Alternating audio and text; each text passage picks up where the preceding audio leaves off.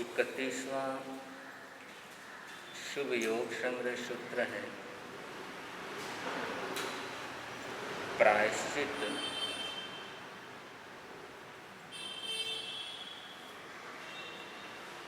यह सूत्र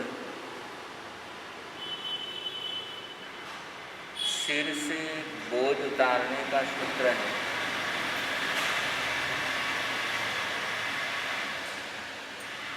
सिर पर बोझ है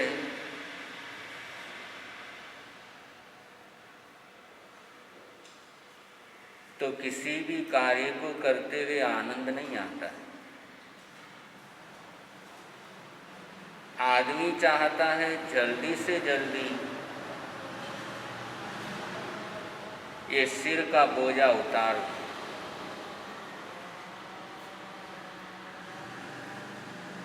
प्रायश्चित आत्मा पर लगे हुए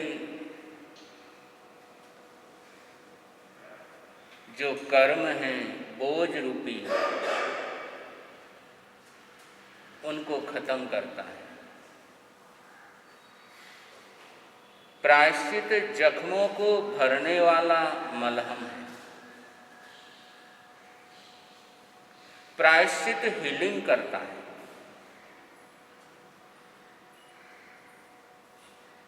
शरीर का मेल धुलता है स्नान करने से। बहुत से लोग नदी में नहाकर भी शरीर का मेल हटाते हैं, लेकिन प्रायश्चित रूपी नदी में नहाने से मन का मेल खत्म होता है।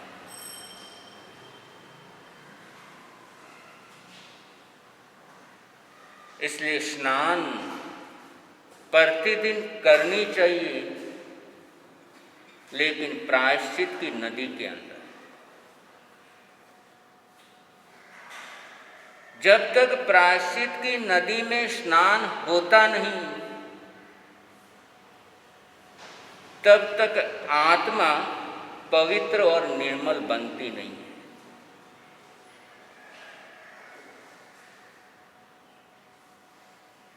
किसी ने राजा से शिकायत की,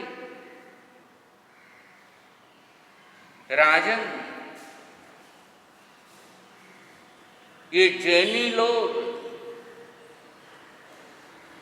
नदी की महिमा को स्वीकार नहीं करते।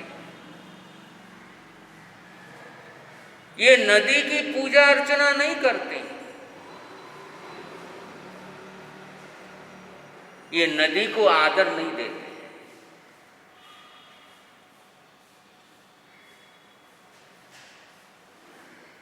राजा ने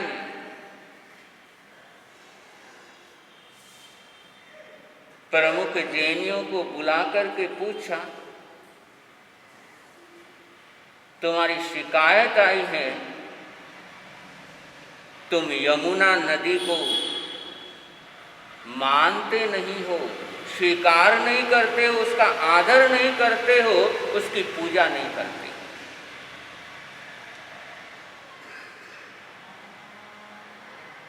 जैनी लोग कहने लगे, राजन, जितना नदी को हम आदर देते हैं, जितना नदी को हम पवित्र मानते हैं, उतना शायद अन्य को ही नहीं मानते।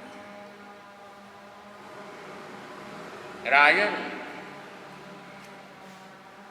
नदी को हम आदर देते हैं, इसीलिए नदी के अंदर कभी पांव नहीं रखते, क्योंकि जिसको आदर देते हो, जिसका रेस्पेक्ट करते हो, उसके ऊपर कभी पांव रखा नहीं जाता। नदी को हम कभी गंदा नहीं करते। अपने शरीर का मेल, दूसरी गंदगी हम नदी के अंदर कभी डालते नहीं।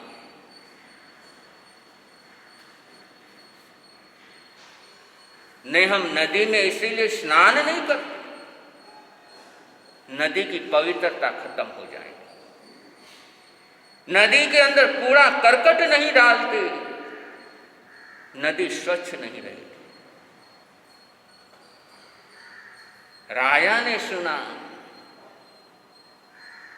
वो भी हैरान हो गया कि हकीकत में तो नदी को आदर देने का, नदी को पूजने का यही सबसे बढ़िया तरीका है कि नदी की पवित्रता खत्म ना हो, नदी की स्वच्छता खत्म ना हो।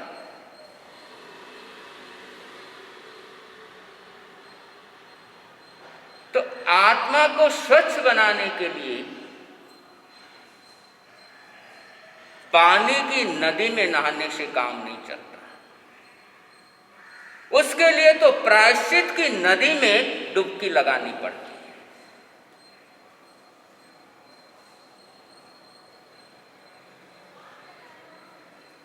और प्रायश्चित आलोचना के माध्यम से भी होता है, प्रतिक्रमण के माध्यम से भी होता है, तपस्या के माध्यम से भी होता है, व्युत्सर्ग के माध्यम से भी होता है। आगम के अंदर 9 प्रकार बताए, उनके माध्यम से प्रायश्चित हम कर सकते हैं।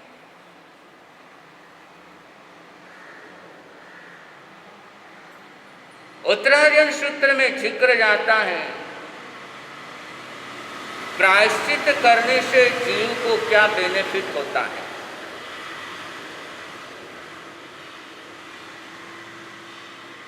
समाधान दिया, प्रायश्चित करने से पापों की विशुद्धि होती है, पाप खत्म होते हैं। प्रायश्चित करने से सम्यक तो निर्मल बनता है।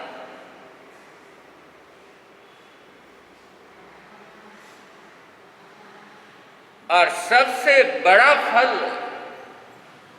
प्रायश्चित करने से मोक्ष पद की भी प्राप्ति हो जाती है।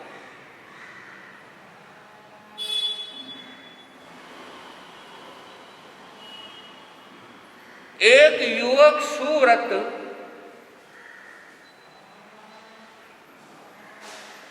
सेठ का लड़का,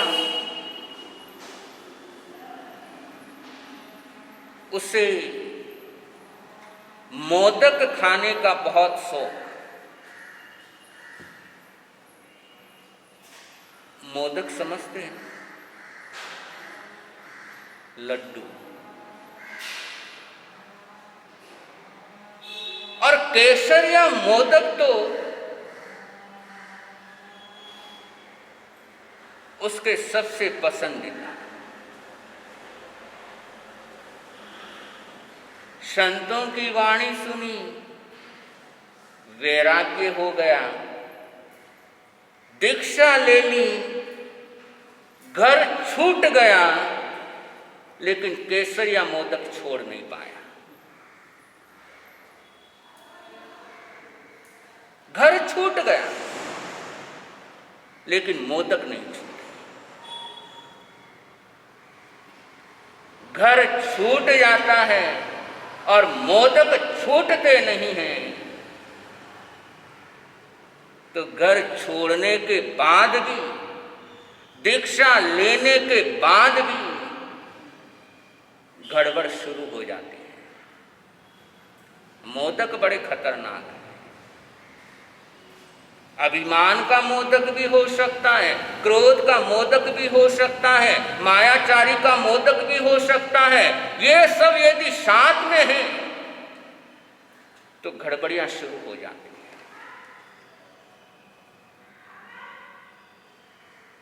संत बन गए, तपस्या शुरू कर दी, आराधना शुरू कर दी,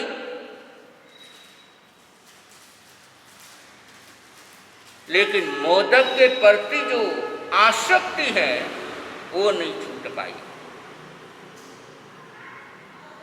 विचरण करते करते राजगिरी नगरी पधारते,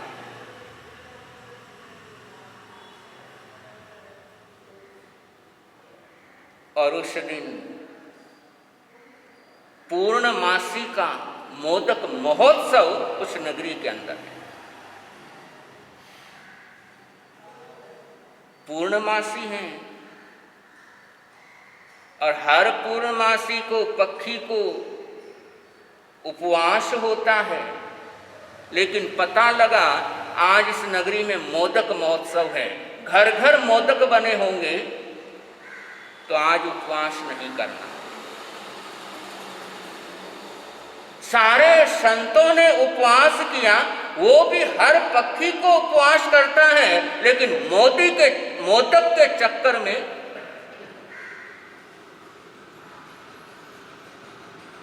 उपवास नहीं किया।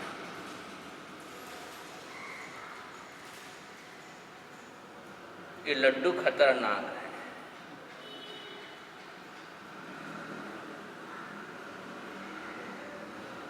भिक्षा के लिए चले,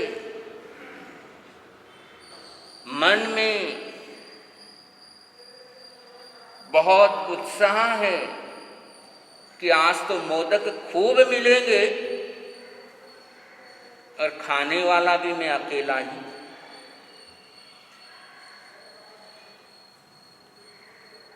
लेकिन योग ऐसा,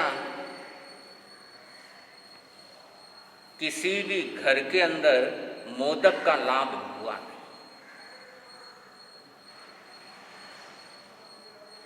बहुत घूमे, लेकिन लड्डू नहीं मिले।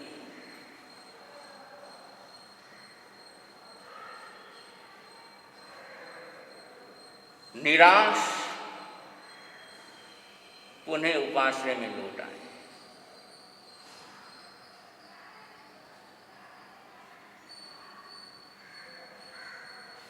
रात्रिकालीन शयन का समय हुआ है, लेट गए, लेकिन नींद नहीं आई। आंखों के सामने तो मोदक आ रहे,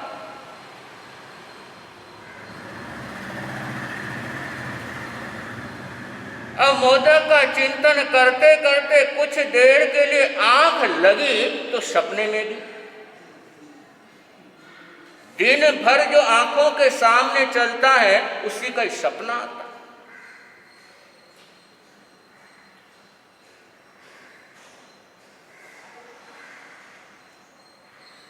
सूर्य उदय होने को अभी समय है,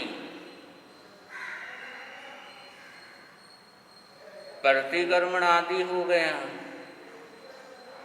रहा नहीं गया, और सूर्य उदय होने से पहले पहले ही स्थानक से गोचरी के लिए निकलते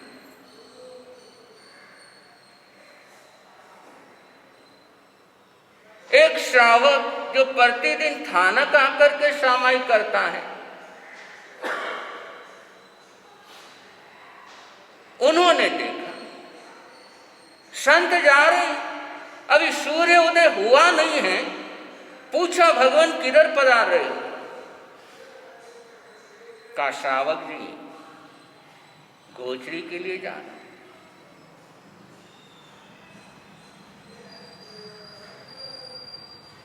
कहा, पधारो, हमारे घर पधारो।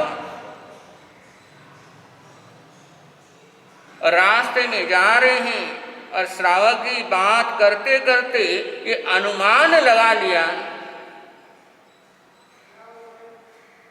कि ये बुरे हैं नहीं, मोदक ने इन्हें बुरा बना दिया है। गलत है नहीं, लेकिन मोदक इनसे गलती करवा रहा है। लेकर के गए अपने घर पर, और खूब मोदक बहराए। पात्रे में मोदक पड़े तो संतुष्टि।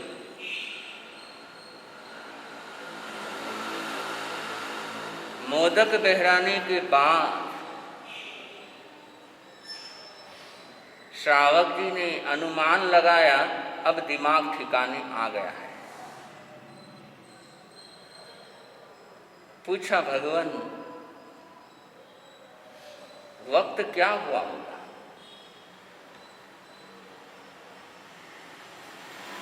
संत ने आसमान की तरफ निहारा, तुरंत आभास हो गया गलती हो चुकी है। उन्होंने कहा श्रावक जी मेरे से तो भूल हो गई, अभी तो सूर्य उदय भी नहीं। श्रावक कहने लगे कोई बात नहीं, आप पोषदशाला में विराजो, सूर्य उदय होने के बाद आप यहां से प्रस्थान करें। श्रावक की भूमिका क्या होती है? किसे श्रावक कहते हैं?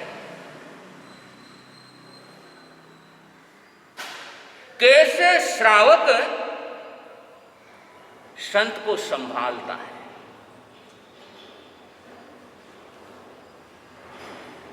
संत के प्रति कोई दुर्भावना नहीं है,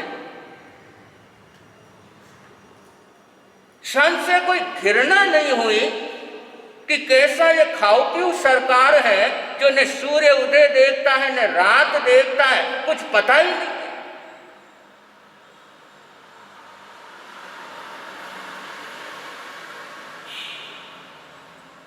पोषदशाला में मुनि विराज रहे हैं, मन ग्लानि से विरक्त हो गया, अनुताप से भर गया, मन ही मन स्वयं में चिंतन हो रहा है कि मैं किधर भटक गया मोदक की लालच में। अपने आप से कह रहे सूरत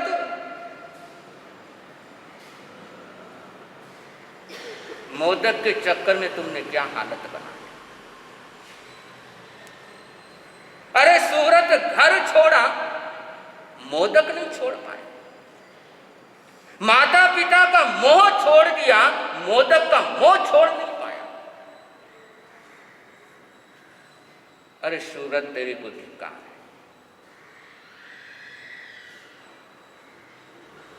परिवार को छोड़ दिया लेकिन मोदक में अटक गया।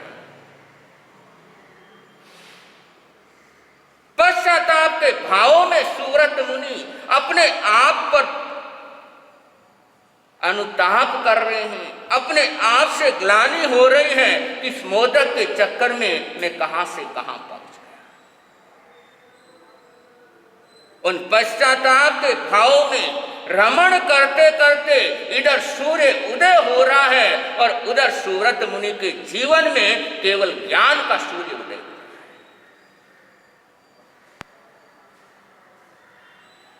तो प्रायश्चित के अंदर वो ताकत है।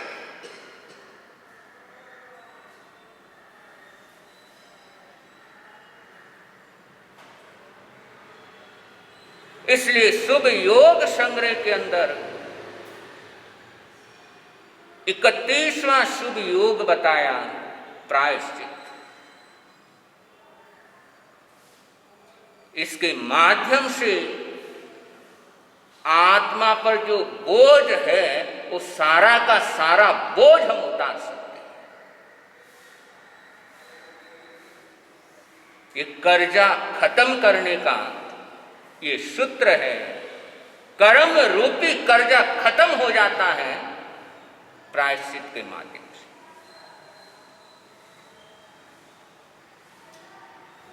इसलिए जब कभी भूल हो, जब कभी गलती हो तो प्रायश्चित होना चाहिए। अलग अलग माध्यम है प्रायश्चित के, उनके माध्यम से प्रायश्चित करते हुए हम अपनी आत्मा को निर्मल और स्वच्छ बना सकते हैं। चेलना चारित्र चल रहा है। ये कथा है चेल नारानी की, ये कथा है चेल राजा श्रेणिक के जीवन को, राजा श्रेणिक के जीवन को जिसने दिया सुधार जी। ये कथा है चेल नारानी की, ये कथा है चेलना।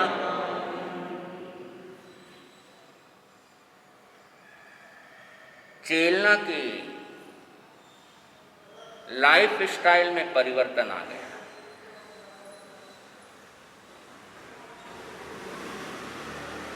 हर समय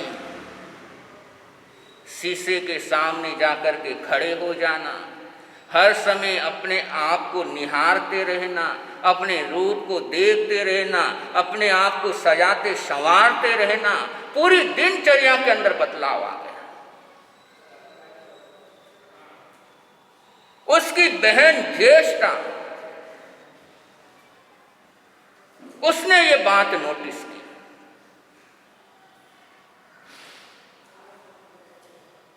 कि बहन की दिनचर्या के अंदर बहुत बड़ा बदलाव आया है।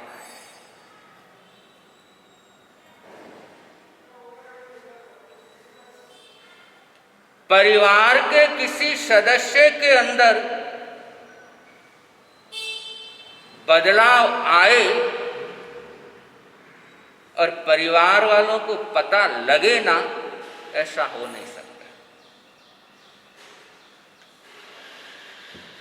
घर के अंदर जवान बेटी है और उसके रहन सहन में, खान पान में बदलाव आने लगे, परिवर्तन दिखने लगे और मां को पता ना लगे, हो नहीं सकता।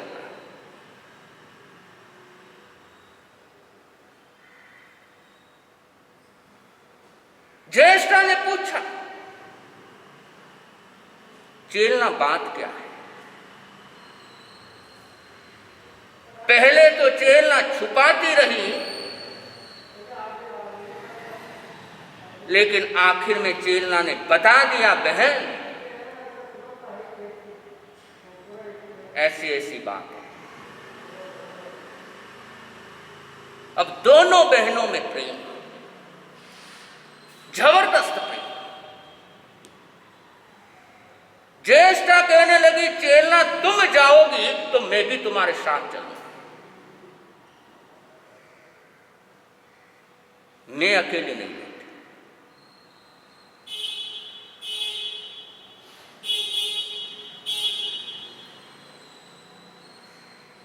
चेलना ने अभय कुमार को गुप्त संदेश भिजवाया, मेरी बहन भी साथ में आएगी। अभय कुमार ने अपने पिता को सूचना दी, पिताश्री बधाई हो, एक के साथ एक free, buy one get one free.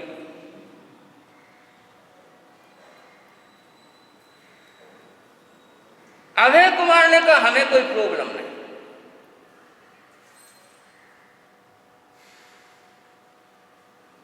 Abhay Kumar ने सुरंग का निर्माण कार्य शुरू कर दिया। उधर राजा चेटक अपने बेटियों की शादी के लिए रिश्ते देख रहा है।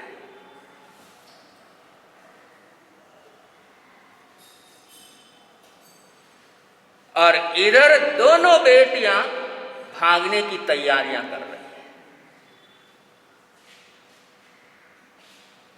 मां बाप अनजान है, मां बाप को कुछ पता नहीं है कि किस्मत क्या खेल दिखाने वाली है। बंधु, ऊंचे कुल में जन्म लेने से होता कुछ नहीं है यदि करनी ऊंची ना हो।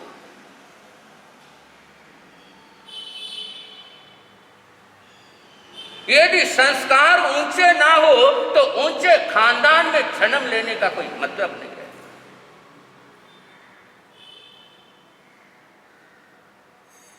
इसलिए बड़े खानदान में जन्म लिया है तो संस्कार भी बड़े होने चाहिए।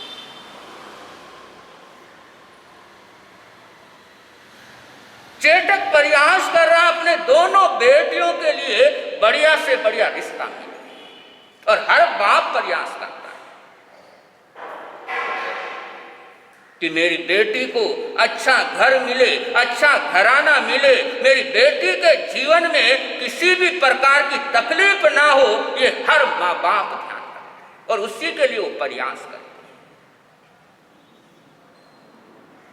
हर पिता का सपना होता है मेरी बेटी जहां भी जाए वहां रानियों की तरह रहे, वो राज करे।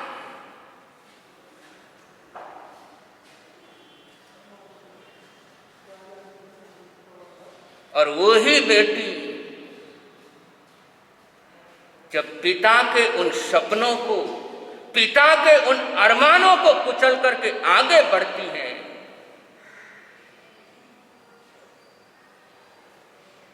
तो क्या वो सुखी हो सकती है?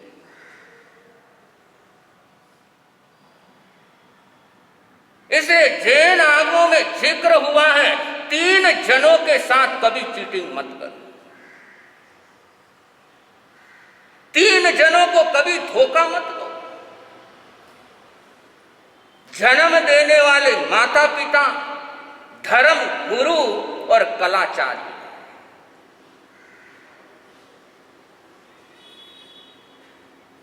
इन तीनों को कभी दगा मत दो,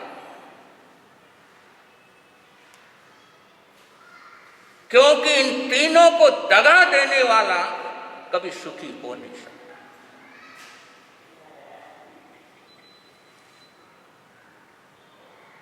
इसलिए कम से कम इंसान को ये 3 घर, धर्म गुरु के, कलाचार्य के और माता पिता, इनको बचा करके रखना चाहिए। अरे जब आप लोग बोलते हो, डायन भी एक घर टाल देती है, तो हम तो इंसान हैं।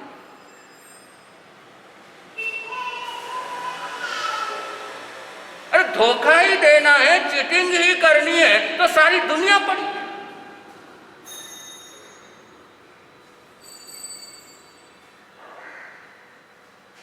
जिन्होंने जन्म दिया, जिन्होंने परवरिश की, जिन्होंने पढ़ाया, जिन्होंने लिखाया, जिन्होंने पैरों पर खड़ा किया, उन्हीं को धोखा। इससे बड़ी हैवानियत और क्या हो सकती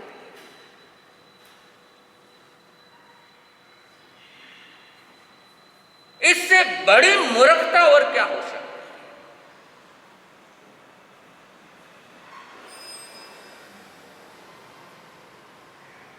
तो प्रयास होना चाहिए कि इन 3 के साथ जिंदगी के अंदर में कभी चीटिंग नहीं करूंगा, इन 3 को जीवन में मैं कभी धोखा नहीं दूंगा।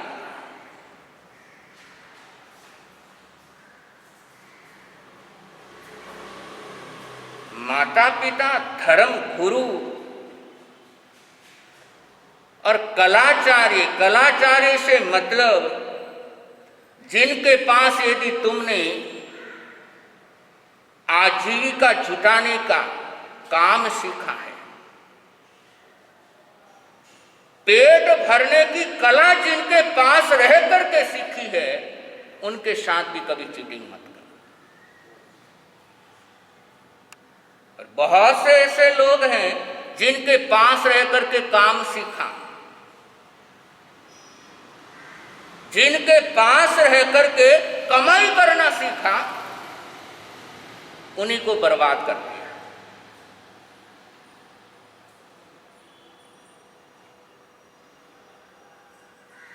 और जब ऐसा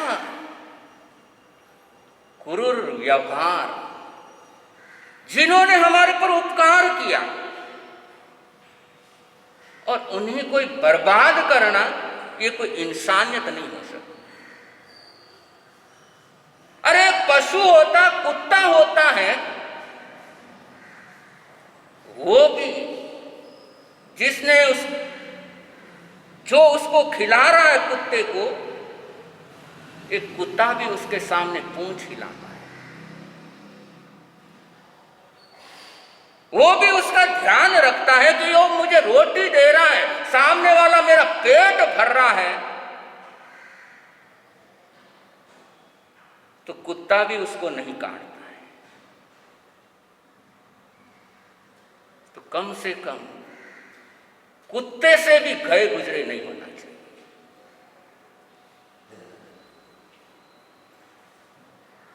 कि जिनका उपकार हमारे ऊपर है उनके साथ चीटिंग कभी नहीं होनी चाहिए। और यदि इनके साथ चीटिंग करते हैं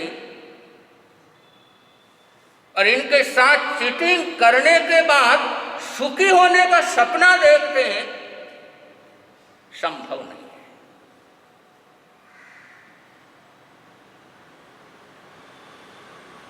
अभय कुमार ने काम शुरू कर दिया सुरंग बनाने का, और अपने 32 कमांडो, स्पेशल कमांडो, उनको कहा रेडी हो जाओ।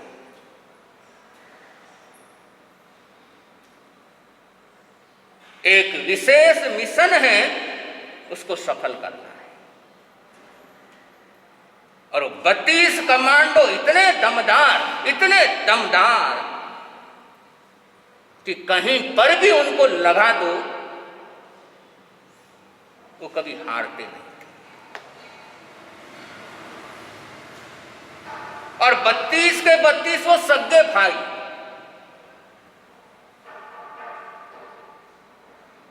सुलसा के पुत्र। सुलसा भगवान महावीर की ऐसी श्राविका थी जिसकी प्रशंसा स्वयं भगवान ने की,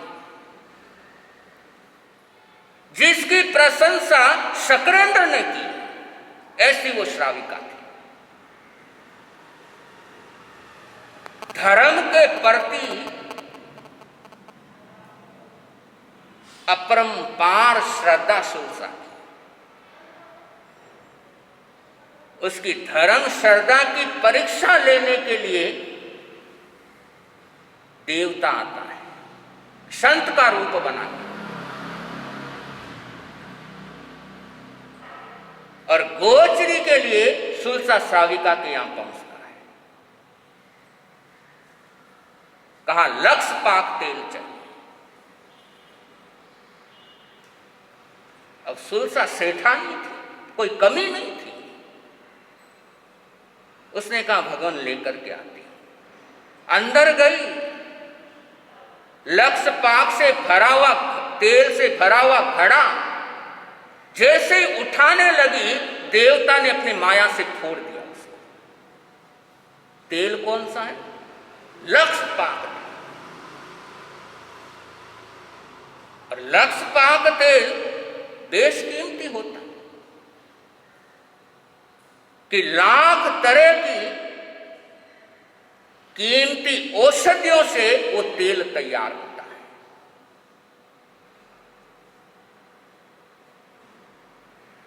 संत ने देखा घड़ा फूट गया, कहने लगा श्राविका रहने दे, कोई बात नहीं। लेकिन सुलसा कहने लगी भगवान और रखा हुआ है।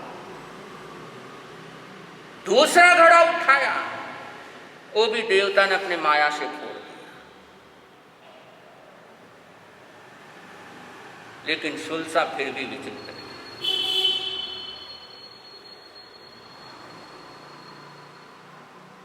संत कहने लगे रहने दे।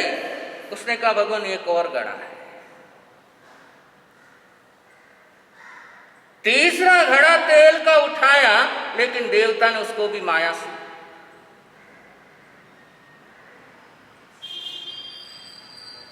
फिर भी सुलसा परेशान।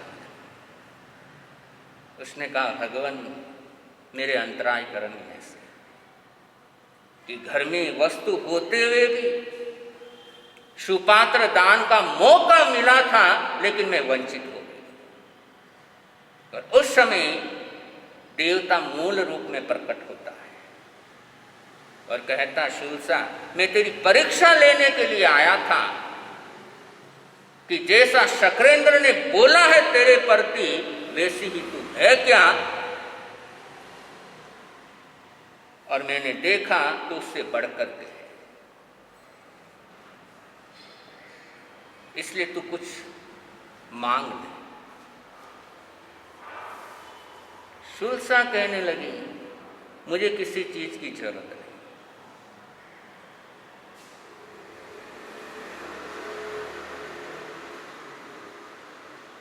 देव कहने लगा देव दर्शन खाली जाते नहीं, इसलिए तुझे कुछ तो मांगना पड़ेगा।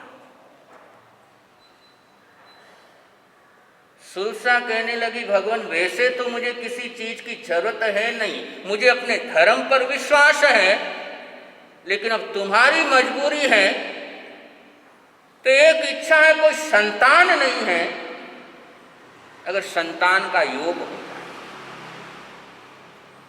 तो उस समय देवता 32 गोलियां देता है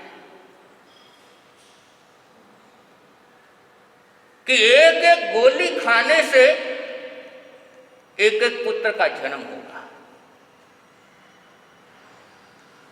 देवता अदृश्य हो गया, अब 32 गोलियां हाथ में हैं।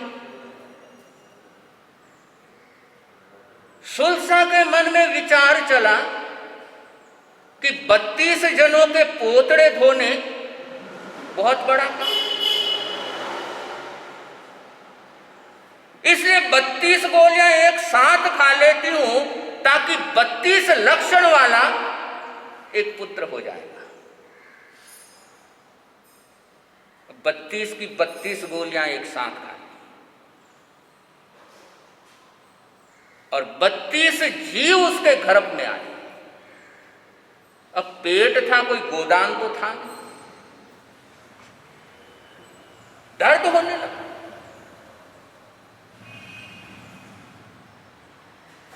देवता को पता लगा, देवता स्वयं आया प्रसव कराने के,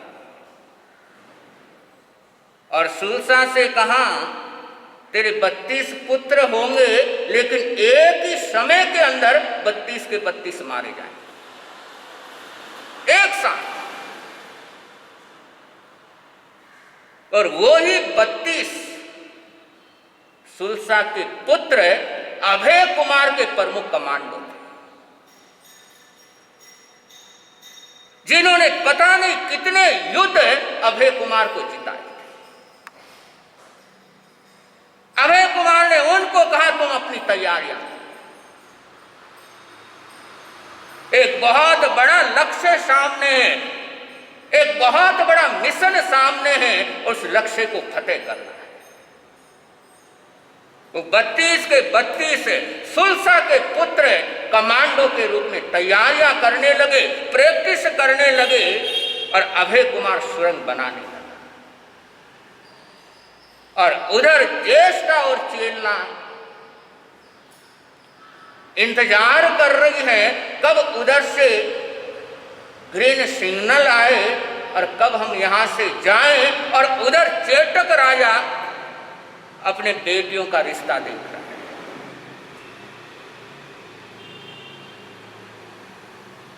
क्या होता है समय अनुसार आप लोगों के समक्ष आगे की बात रखने का प्रयास करेंगे।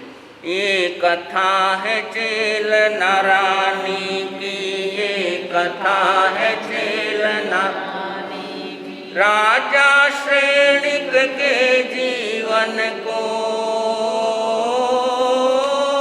राजा श्रेणिक के जीवन को जिसने दिया सुधार जी।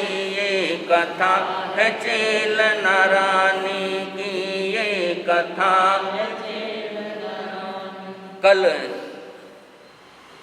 32 शुभ योग संग्रह सूत्र का समापन रहेगा और परसों से लोगस सूत्र की आराधना साधना शुरू होगी। लोगस सूत्र, लोगस का पाठ, जिसके अंदर तीर्थंकरों की स्तुति है, लेकिन उन तीर्थंकरों की स्तुति के अंदर व्यक्तित्व विकास के मंत्र छुपे हुए हैं।